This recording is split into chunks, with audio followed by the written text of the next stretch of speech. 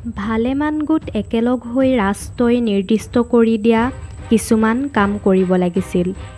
এই গোটৰ ডাঙৰ সমষ্টিবিলাকক বোলা হৈছিল খেল। প্ৰথম অৱস্থাত কোনো এক অঞ্চলৰ পাইকসকলক একগোট কৰি একোটা স্থানীয় খেলৰ সৃষ্টি কৰা হৈছিল, যেনে চামগুৰিত পতা চামগুৰীয়া খেল, ডিমৰুগুৰিত পতা ডিমৰুগুৰীয়া খেল ইত্যাদি। অৱশ্যে পিছলৈ কোনো এক বিশেষ কামত পাৰদৰ্শিতা থকা লোকসকলক একেলগ কৰি খেলবোৰৰ সৃষ্টি কৰা হৈছিল, যেনে লোণ উৎপাদন কৰা, সোণ কমোৱা, নাও সজা খেল ইত্যাদি।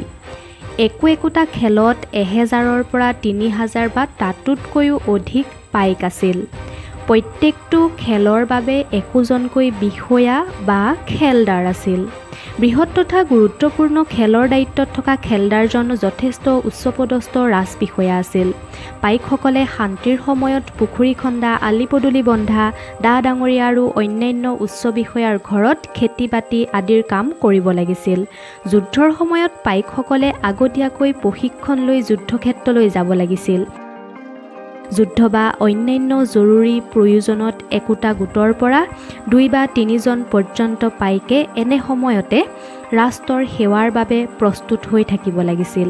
প্ৰতি পাইকে তেওঁলোকৰ ৰাষ্ট্ৰৰ প্ৰতি আগবঢ়োৱা এই বিনামূলীয়া খাটনিৰ পৰিৱৰ্তে দুপুৰাকৈ খেতি উপযোগী মাটি বিনা খাজনাত পাইছিল।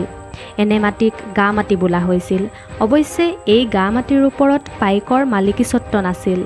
এই মাটি খেলৰ জিম্মাতহে মঞ্জুৰ কৰা হৈছিল। খেলৰ সদস্য হিচাপেহে পাইকে দুপুৰা মাটিত খেতি কৰাৰ অধিকাৰ পাইছিল।